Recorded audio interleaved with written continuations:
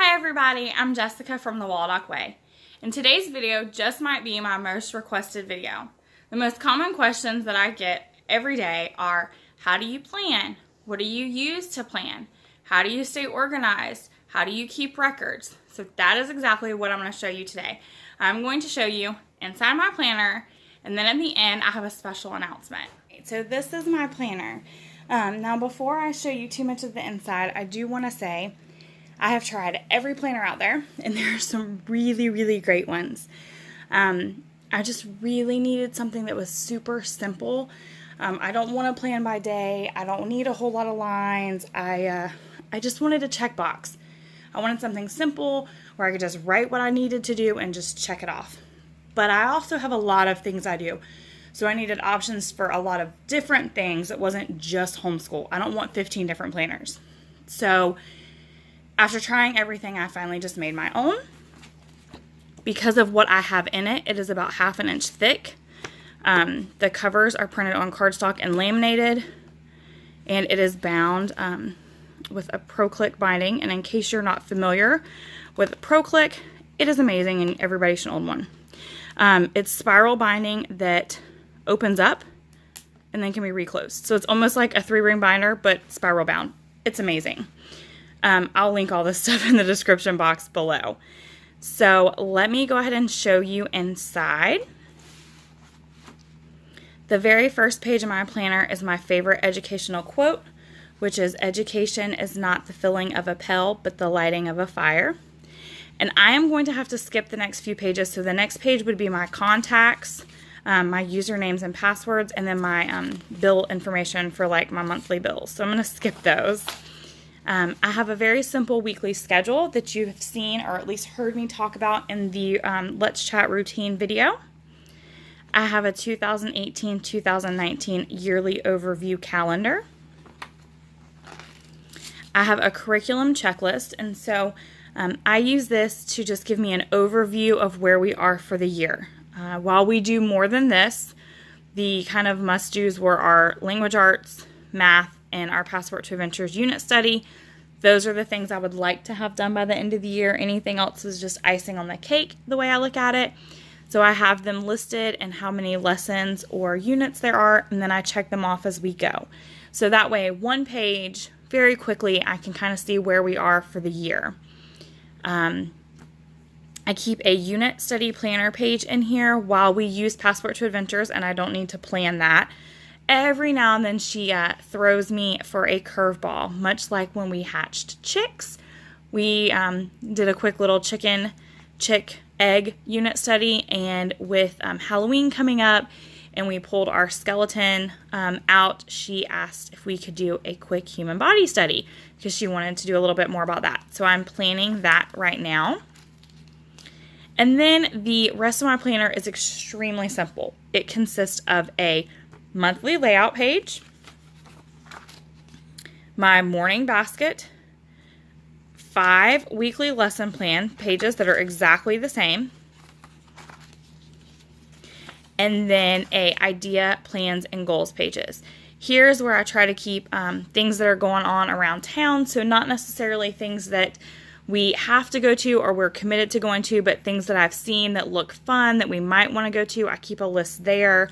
I keep a list of our homeschool plans, ideas, goals, just kind of thoughts. And then I keep a list of blog ideas and vlog ideas. So basically blog posts and videos. I'm going to show you September in a little more detail because this is when we actually started homeschooling. So it's going to make a little bit more sense. I only put things on the calendar that are definite, cannot change, and cannot be missed. So we have birthdays, gymnastics each week, 4-H county council, birthday parties, so things that just are absolute, definite, have to happen, go on here. Anything else, I would list in like the things going on around town.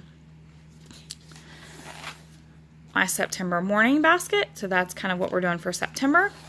And then this is the prime layout of how our week would look. So I write the week of, which would be the date, the week number.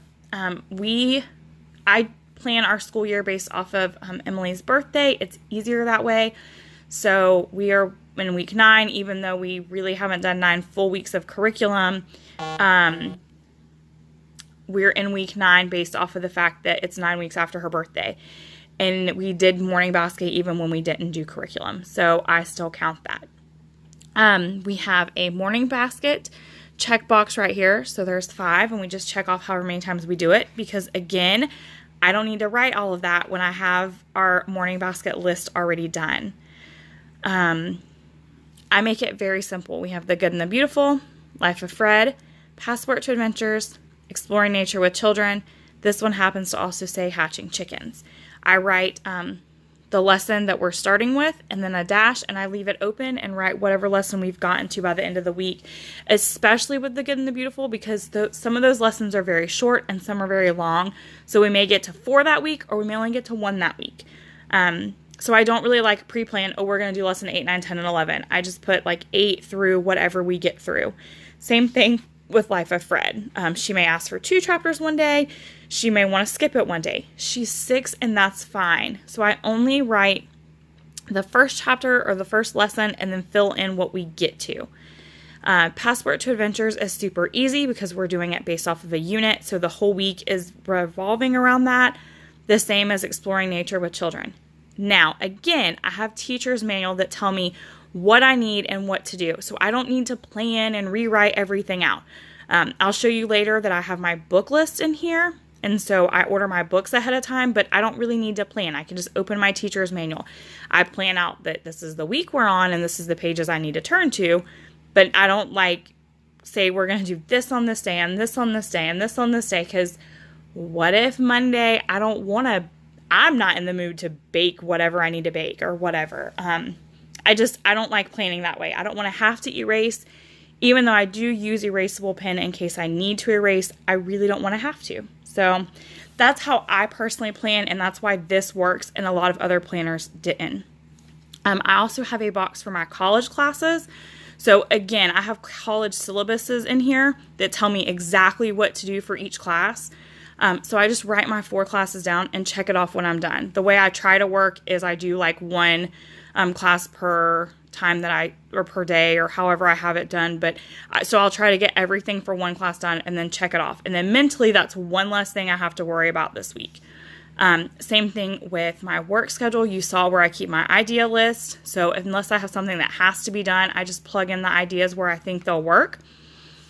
Same thing with household. Now I do have alerts on my phone that go off because I have to order library books on Thursday to be able to pick them up on Mondays. But just because the alert went off does not mean I actually ordered them. So I put this here to make sure that I check it so that like when I'm going to bed on Thursday night or I wake up Friday morning, if I haven't checked that box, I better make sure I get them ordered and hope they get in time. So that's kind of how our weekly layout is. It's kind of how I plan. It's kind of how I keep everything together. And that's pretty much how the entire planner is. It's set up exactly the same all the way through July. Once we get past the weekly lesson plans, I go into the book list. Like I said, I keep those in here so that I can order those library books quickly, and I don't have to get the teacher's manual out for that. So I have my Passport to Adventures, and I highlight the books as we read them. I have my Exploring Nature with Children, again, highlight as we read them. The Read Aloud Revival picture book, and I would check them off as we read them. And I have that for the entire year. And then the Caldecott Award and medal winners, because I'm hoping to get through a good portion of those, and I highlight as we read those too. The reason I highlight and check them off is because that way these book lists by the end of the year turn into records. So it makes it really easy to have like a what you read kind of thing when you just highlight it.